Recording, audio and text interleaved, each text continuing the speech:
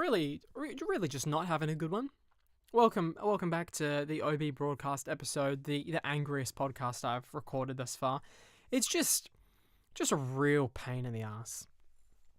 So I just finished recording a 50-minute podcast only to find out that I checked my computer at 30 minutes and it was fine, and then I kept on recording for another 20 and everything was gone. It was off. Everything's gone. It's just bye. See ya. No podcast. So I'm redoing it with a much angrier undertone, obviously. Also, in the process, I was organizing a Christmas present for someone I don't like, and I dropped my phone and smashed the hell out of the screen. And I try real hard, like, with my stuff, electronics. I like portables, I like handhelds. And so keeping the screen in good condition is something I try really hard to do. And just, it's gone. I got a case on it. And as a result of having my wisdom teeth out, been a bit dizzy, bit lightheaded. And so doing that, getting up for some Panamax, and just drop and smash and gone. So yeah, fun times. So my phone screen is smashed. I've got a hole in my gum from teeth removal. And now I get to go slowly insane, repeating the same 50-minute content I just did. Boy, am I excited. So what did I talk about? I talked about the Game Awards, the dismal display of, corporate money laundering, the fact that Spider-Man won no awards. I spoke about getting my wisdom teeth out, and I spoke about, and as I spoke about, what I mean is I spoke about, and I'm now going to speak about again, Kevin Hart, who is someone whose comedy I hate more than life itself, but is being treated unfairly. So I wanted to talk about it because it's a chance for me to say, hey, I hate this person's comedy, but I can be, objective and stand back and say, hey, this is unfair. Oh, just, if I was like a YouTube Let's Player and it's like a 10-minute video, because they're all 10 minutes because ad rolls, mid rolls, it'd be like, whatever, it's 10 minutes. But man, 50 minutes when I've not had a chance to record a podcast in so long just pisses me off. So the reason we're at this point, it's been like 2.5 weeks since I uploaded one, is because prior to getting my teeth out, I recorded two. One half of each podcast was garbage, so I merged the good two halves into one, put that out, and I've not had a chance to record another one since. So this is being recorded on a Thursday. It's been exactly 2 weeks since I got my teeth out, and this one will be going up just as soon as humanly possible. And basically, I got to finish this in 15 minutes, and then I have to finish writing my radio show for tonight, and somehow not use the toilet. It's 2:00, and I have to not use the toilet until 6 because all the plumbing is just not working in my house. So I got to wait to go to the station, which is fun. I could drive to a family member's house, but I don't drive because I'm an invalid and a loser, and just fun times. Anyway, so we'll start with wisdom teeth because that's what I started with. It's been about 2 weeks. Everyone says that getting a wisdom teeth taken out is the worst thing in the world. It's excruciatingly painful. It sucks. It's the worst. It's horrible. If you are getting your teeth out, find some solace in the fact that it is not that bad. The pain itself really isn't that bad. You do have is pain management, not antibiotics, pain management, painkillers. I used them for the first little while, but it wasn't like I wasn't getting out of bed every day needing them, right? I wasn't popping them as soon as I woke up. It was sort of, sit in bed for half an hour, read, listen to stuff, and then, okay, they're starting to throb a bit, so I'll go and grab some painkillers, right? Most of all, it was just sort of a dull throbbing pain. It wasn't anything too sharp and too severe. Painkillers helped, but, if I had to go through the whole stint with no painkillers, it would not have been the worst thing in the world. The worst bit, or one of, was the stomach situation in the first few days. Now, I'm a person that has a very delicate, sort of weak pansy stomach, but the whole process of coming out of the general anesthetic, and this was because I had very bad bedside manners coming from the nurses there. They were all real cold. They really couldn't care less, and I think it was because it was just before they were going on lunch break, so it was sort of get patient 384 out of here as soon as possible so we can go have some lunch.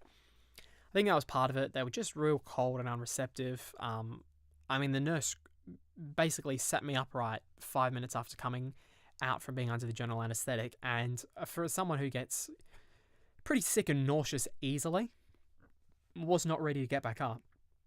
And she's like, "Hey, chug this glass of lemonade." I'm like, "Dude, I'm going to drink really slowly and I'm not going to chug this." So that was not fun. And then she gave me, and so basically after rushing me to drink a glass of lemonade, she forced me to drink another. And it's fine, like I get that's your job, but like bedside manners, just, I was dizzy, couldn't see straight, couldn't walk straight, and she was like, "Yeah, no, drink this, get changed, get out of here." So that was fun.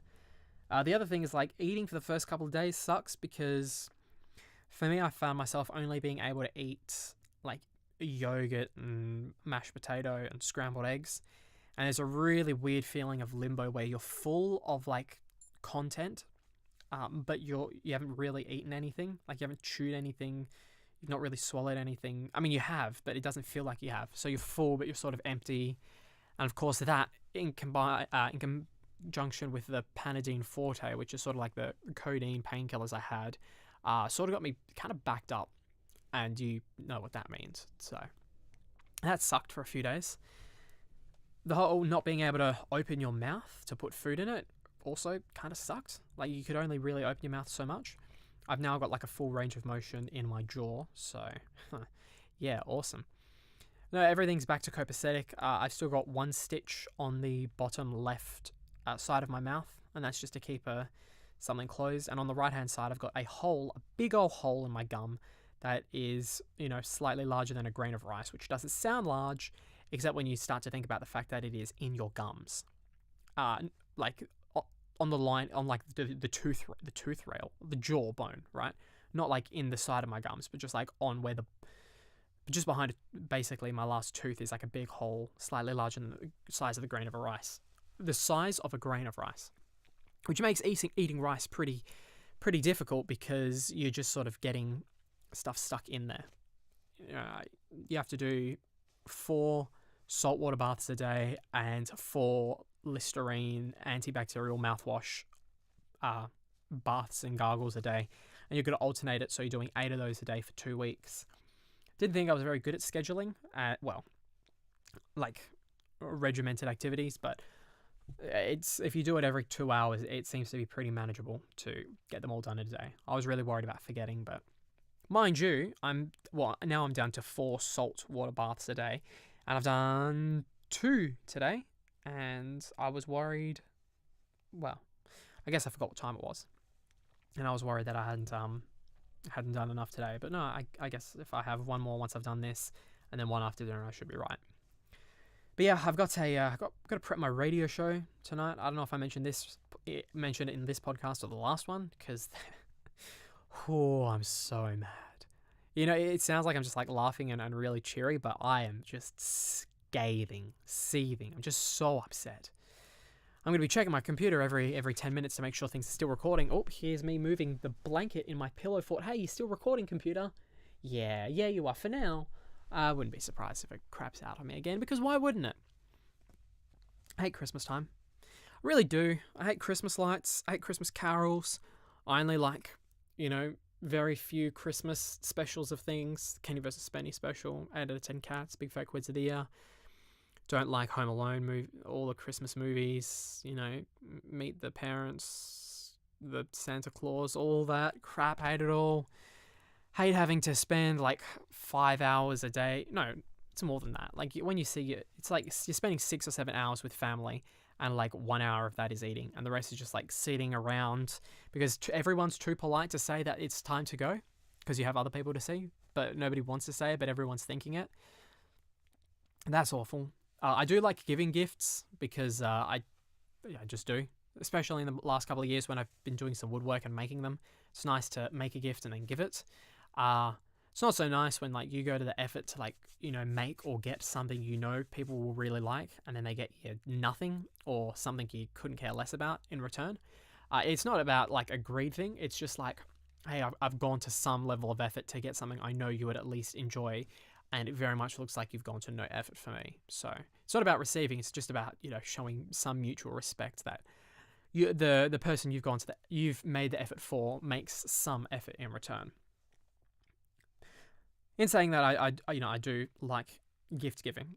And if I could if I could not receive any gifts for Christmas, and in exchange I get to not have to deal with family for 13 hours of a 12-hour day, I would make that swap, because just sitting around listening to people that you've seen every day for your life just crap on about stuff they've had the same conversation about many times before is unbearable. I didn't talk about this in the last podcast because the last one was happy, and now I'm bitter and cynical, which is 90% of what I do. But yeah, I've got a radio show to write.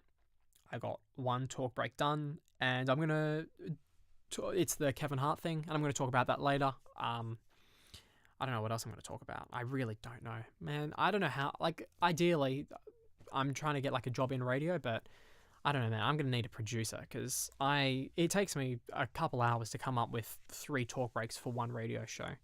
So I don't know how I'm going to expect to be paid to do it full time unless I got a producer, because I don't know. I look at stuff and everything in the news is just oh, did you see how naked Kylie Jenner was almost on this cover of Vice? And it's no, I don't care.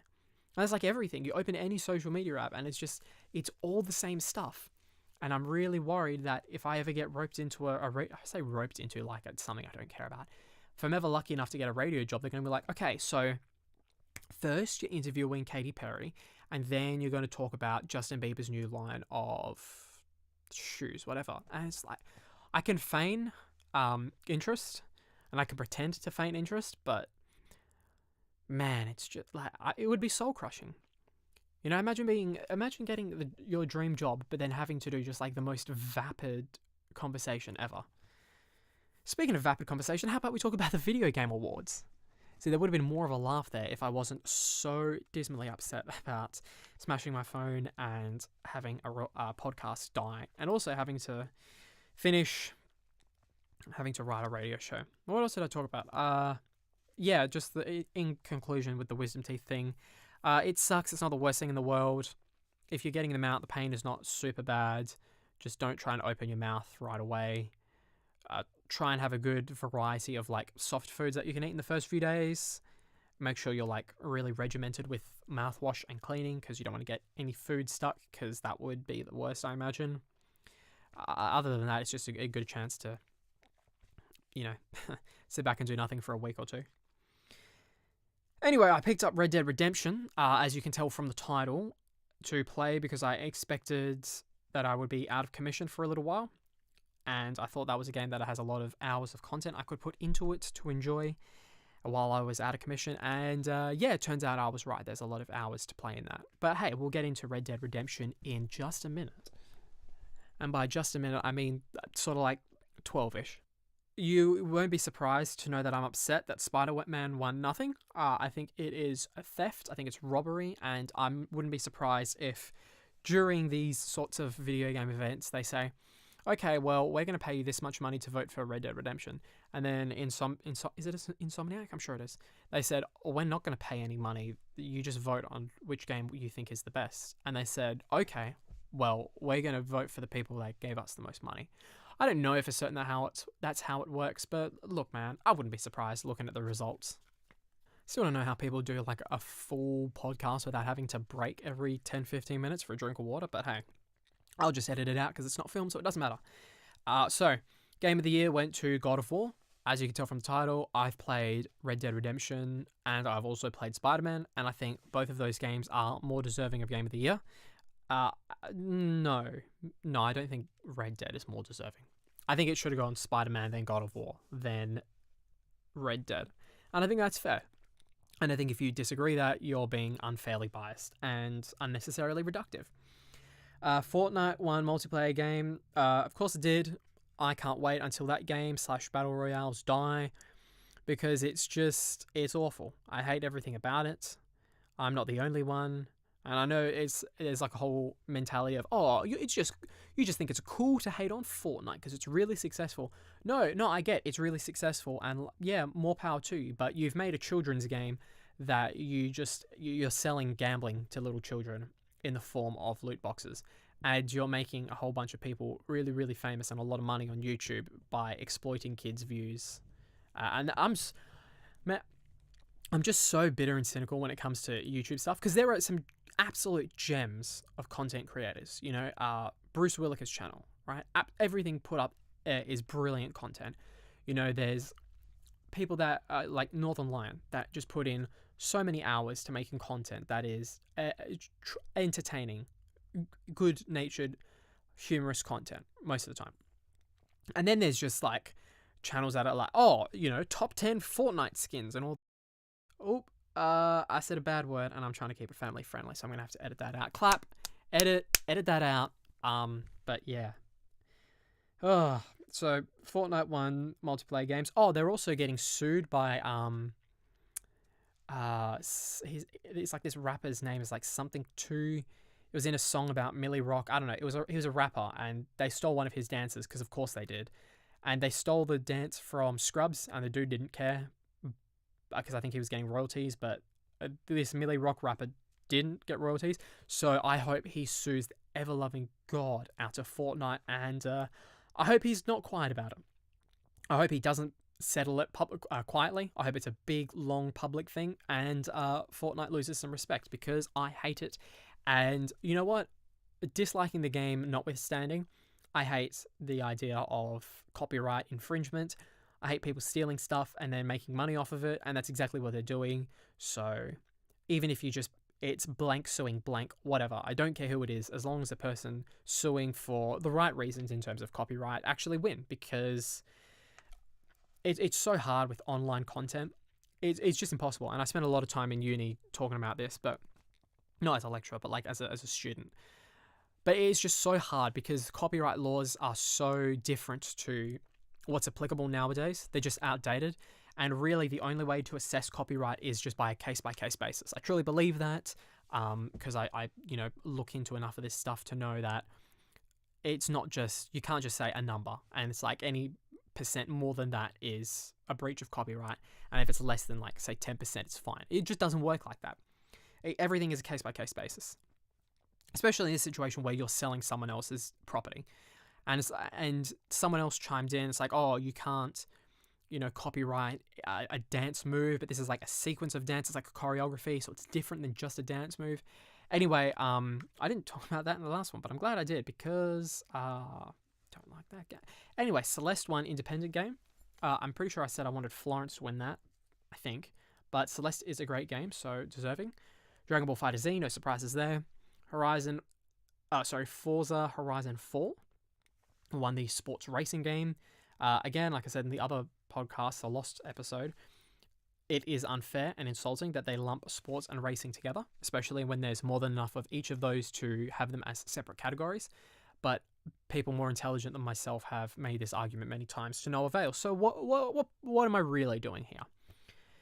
Monster Hunter World won RPG. That's fine. I've been looking into the Monster Hunter franchise a little more since I found out Geralt from The Witcher 3 is going to be in one of them, so I'll pick that up because Geralt.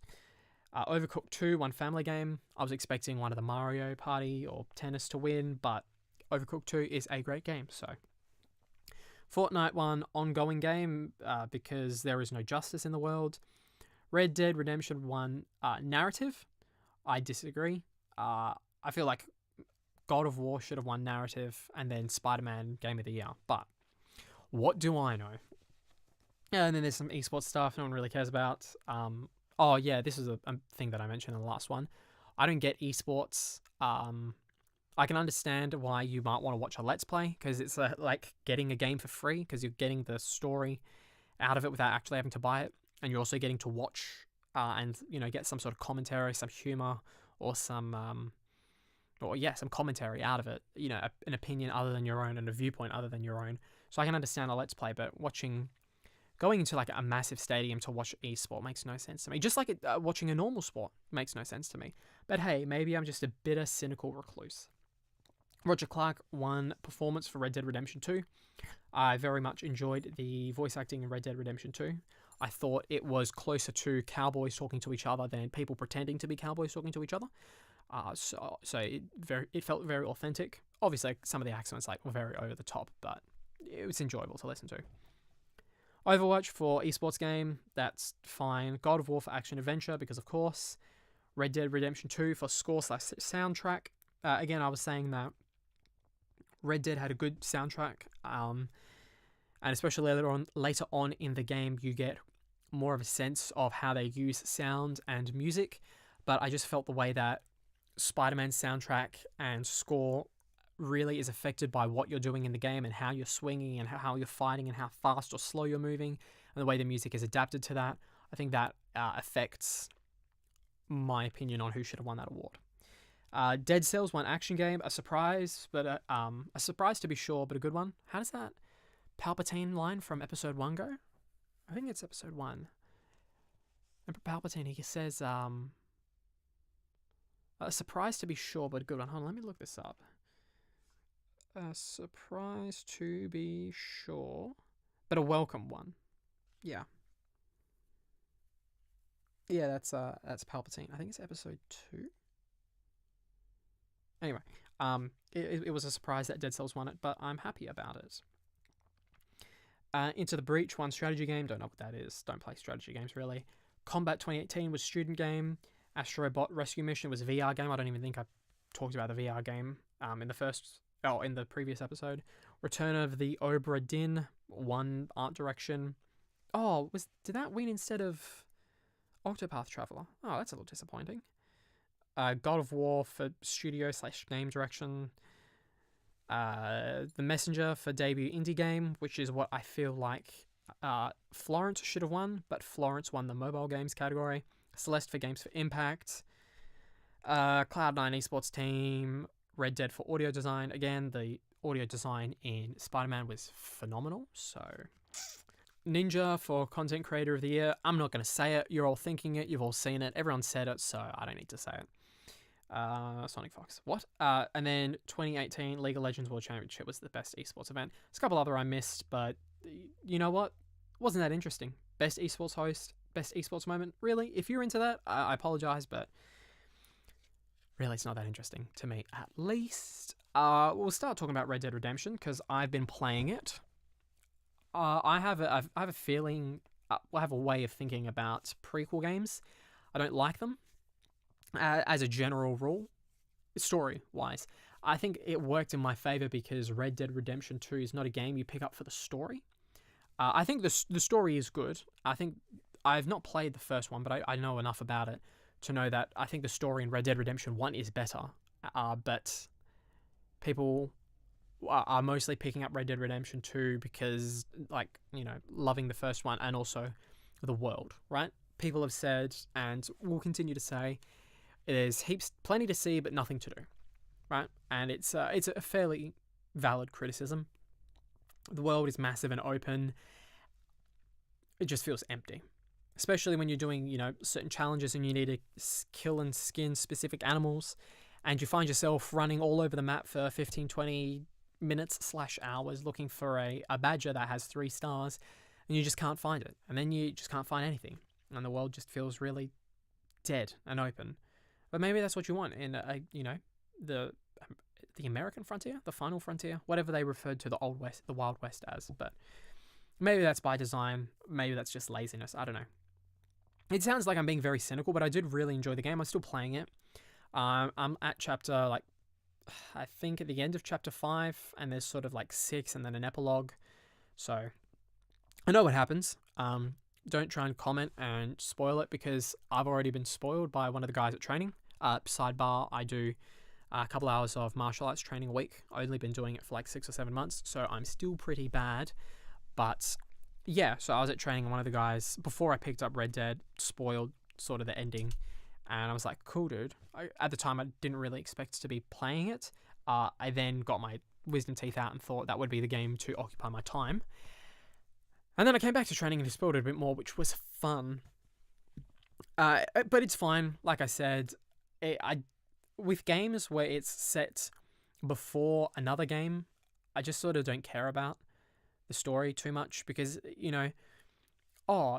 that character's got plot armor and I don't have to worry about that character because I know they make it to the next game. So it really diffuses a lot of tension. And I feel like especially in a Western shooter, that's really detrimental because, the tension in the story really holds a lot of weight. Felt that the gun mechanics were just as you'd expect from a Rockstar game, which means the gunplay is sort of really average, but because it's Rockstar games, you don't have to worry about the difficulty too much. You just sort of like point and shoot, and then they don't really shoot you back quick enough for you to actually die. And if you're ever struggling, you just use your Deadeye, which is an aimbot for anyone that's not aware. You just sort of go around in slow-mo time and headshot everyone. The gunplay is sort of average. I was saying in the last one that you won't die unless you are intending to die or you're just not paying attention at all. Like you're running into oncoming fire without shooting back. It's just an easy game. It's not difficult. The only times you really die is when your horse is on autopilot and you're like riding from one place to another because the fast traveling is like pitiful.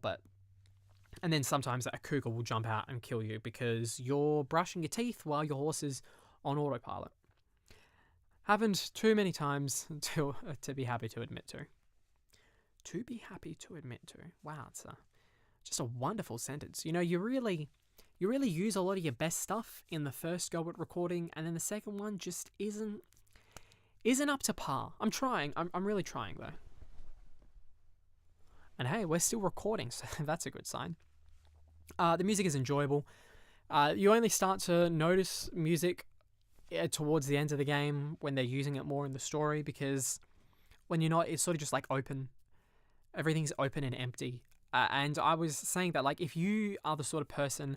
Look, maybe if you picked up Spyro, you should pick up Red Dead. Because Red Dead is very much a game of, go here, explore this, loot all this. Tick these off your check mark. Have you picked this flower yet? No, do it now. Look, if you collect all the flowers, you get a little tick in a check mark box. And then you get to see the numbers 100%. And you want to see that, don't you? For some people, that's boring as hell. And that's totally fine. For me, I begrudgingly like it.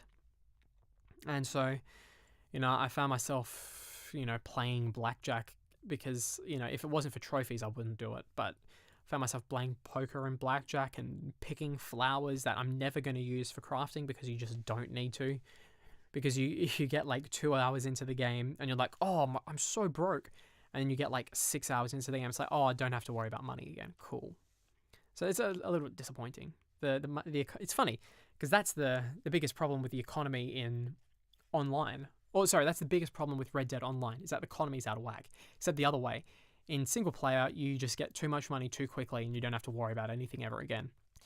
And online, you can't make enough money to buy a, can of peas or bullets.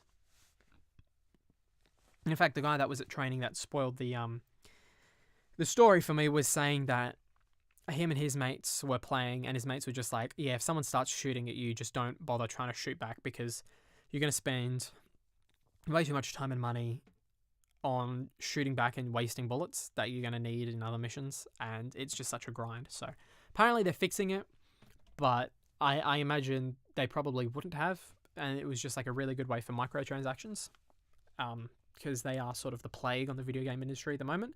The thing that everybody says, but nothing seems to get done about because we keep buying into it, which is cool. I've bought microtransactions for games, but that's only for free games and games that continue to produce content that I'm happy to pay for. But I can't think of any paid games that I've bought that have microtransactions that aren't like paid DLC. So for things like Smash. Took a drink there, and I'm not going to edit it out because I'm trying to get closer to some semblance of a normal podcast. Now, I need to start setting up a camera and recording myself, not because I want to, but just to be comfortable being on camera, because most of the podcasts I see these days are all filmed, Tiger Belly, the H3 podcast, the Joe Rogan Experience, and other podcasts I've seen on the trending tab. They're all filmed, so I imagine at some point I'm going to have to start filming this. I don't really want to because it's an audio medium. You don't need to look. If you're not looking, it means you can pay attention to playing Red Dead. But speaking of Red Dead, The story is enjoyable. There's one chapter that sort of really takes it downhill for a bit. It's fine. It kind of sucks and it detracts from the experience. But like I said, people aren't, in my mind, they're not picking up Red Dead for the story.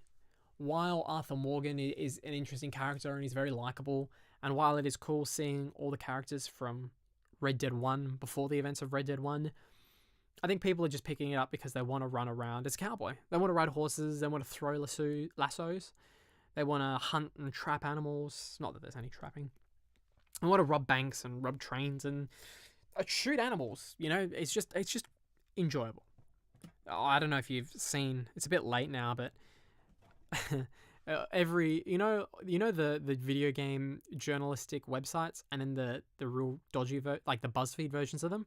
It's always funny to see people saying like, "Oh, look at people uploading to YouTube that they're punching women in video games because the video game characters are feminists, and look at all these misogynistic people uploading themselves punching those characters." It's like, dude, is it a slow news day? Guaranteed, if you're scrolling through YouTube and you see a 15-second clip of the main character of Red Dead Redemption 2 punching a feminist suffragette in Red Dead, chances are that's been uploaded by a 12-year-old who thinks it's funny.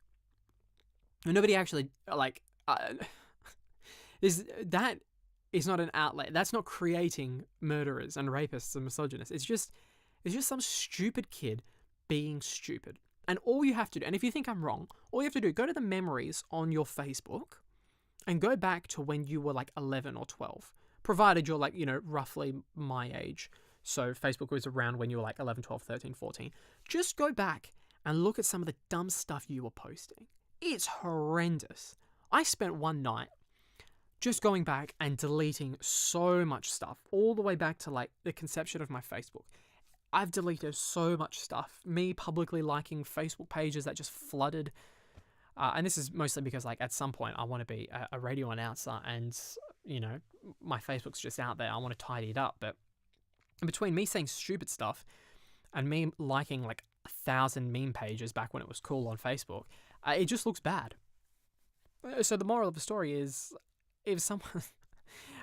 people are stupid when they're kids, okay? Just leave it. You're not creating monsters.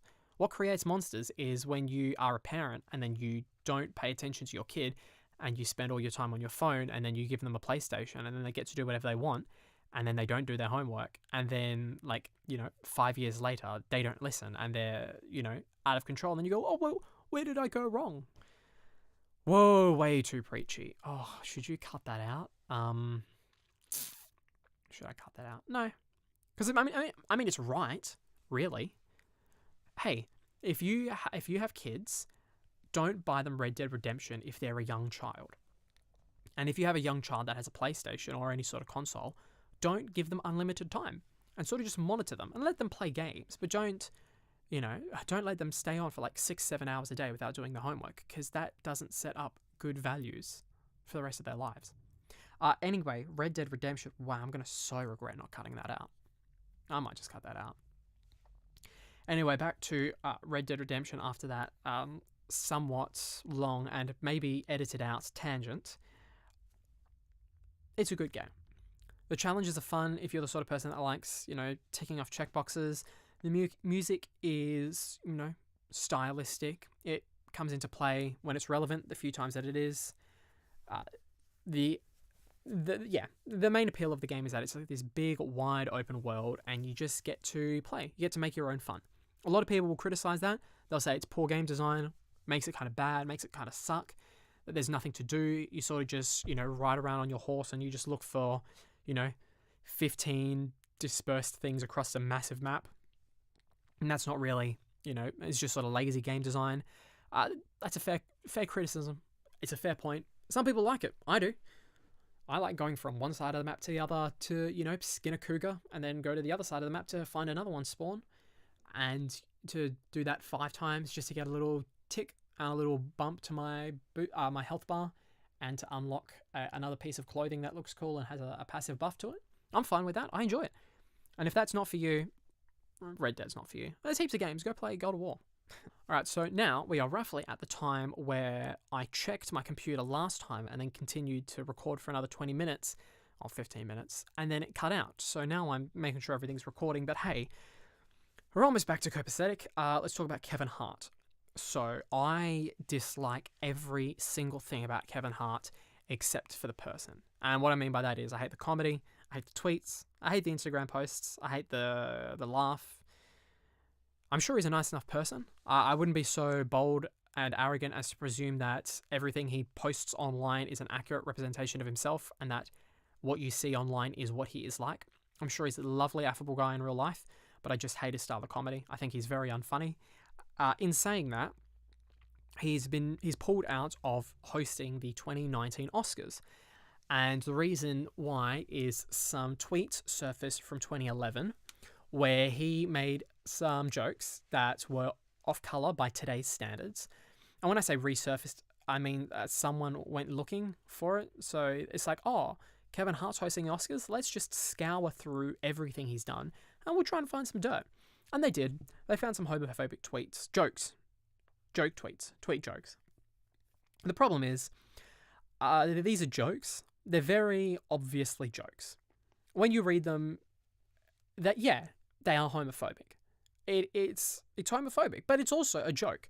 And you can tell explicitly that when he put this out, he put it out with the intention to make people laugh and without the intention to show malice towards gay people. It's very, very obvious. Mind you, wasn't funny. They really weren't funny. Maybe that's just me. Maybe, I don't think he's funny, but they didn't age well. The problem is, you can't be criticized for something that old. Because, and I really hope I put it as succinctly as I did in the last podcast, but you can look around at the current climate and say, these jokes are okay. These jokes are popular. This is what people find funny. If I tell this joke, it will go over well. The problem is when you start dredging that stuff up from 10 years ago, and because the climate's changed, it's no longer okay, right? And so my biggest issue is what happens when, say, I'm a comedian and I'm looking at these Kevin Hart jokes and go, oof, that didn't go over well. Okay, remind me not to make any homophobic jokes. And mind you, remind me not to make any sexist or jokes referring to sexual abuse or any of that sort of stuff. Just keep it clean. I'll joke about, myself, my own problems, things that are going on within my own body. So that way, the only person that could be offended is me. And I'm not going to be offended because I told the joke.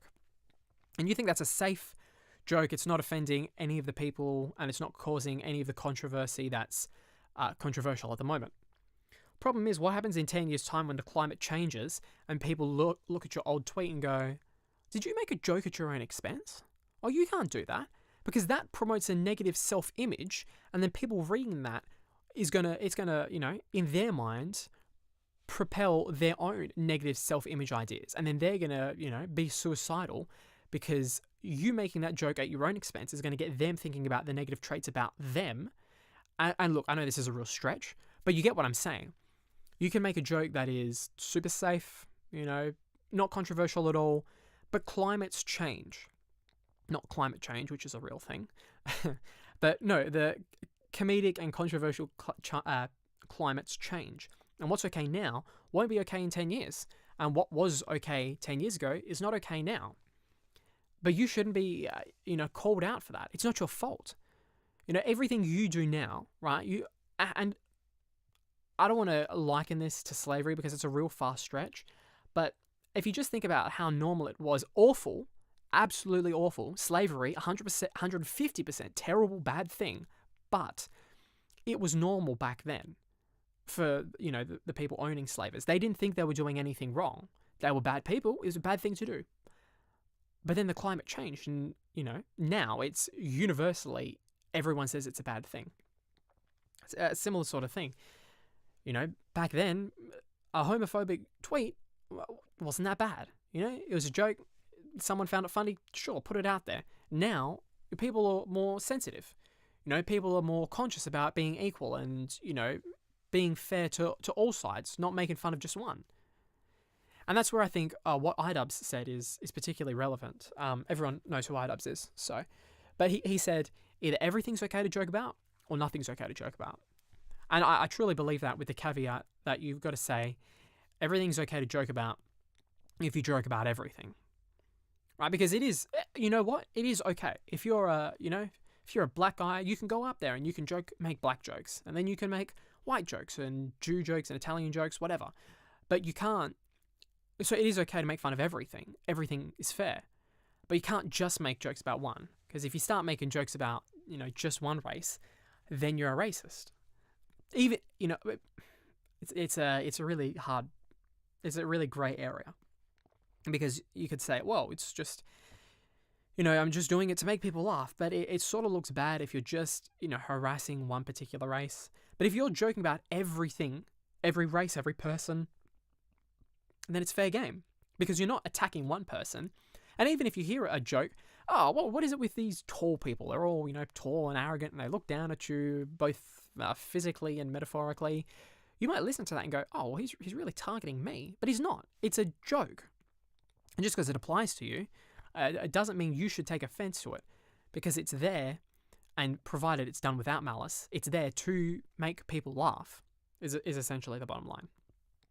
So they dredged up these tweets, and they were really not funny. Like, for me, but maybe that's bias. One of them was something to the effect of, and mind you, I am quoting, or at least referencing, or paraphrasing, or trying to recall what these tweets were.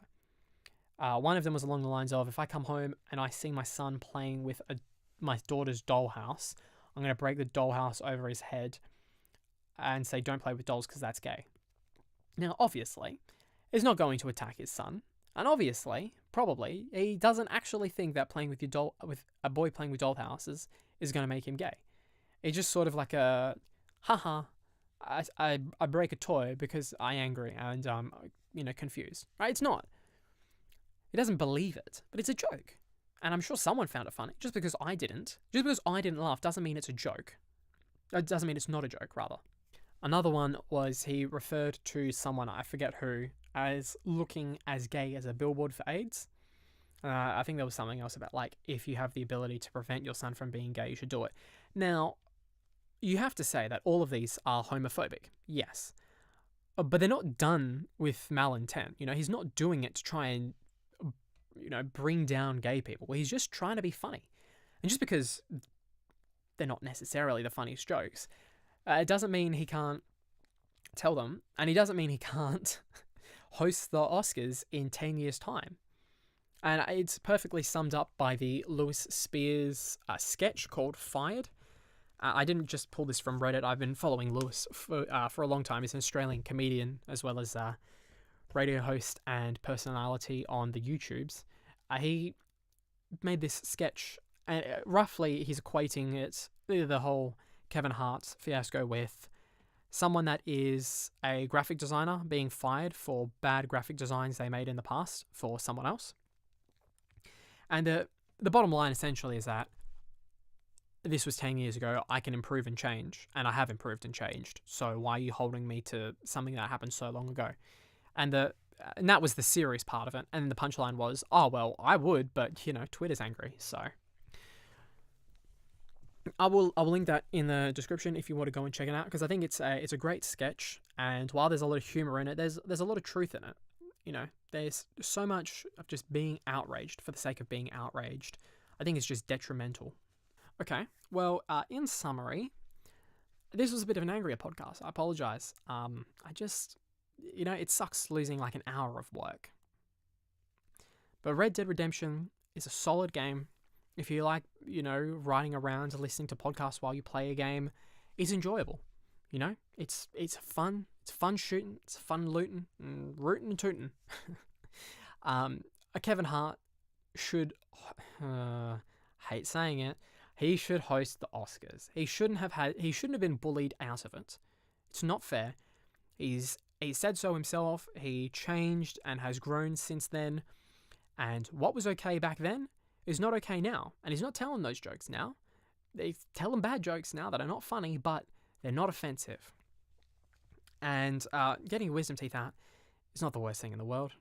And I hope someone is looking for a wisdom teeth thing at some point in the future and listens to this and goes, maybe I shouldn't be so freaked out about getting my wisdom teeth out. Because I certainly was. Oh, man, I was so freaked out.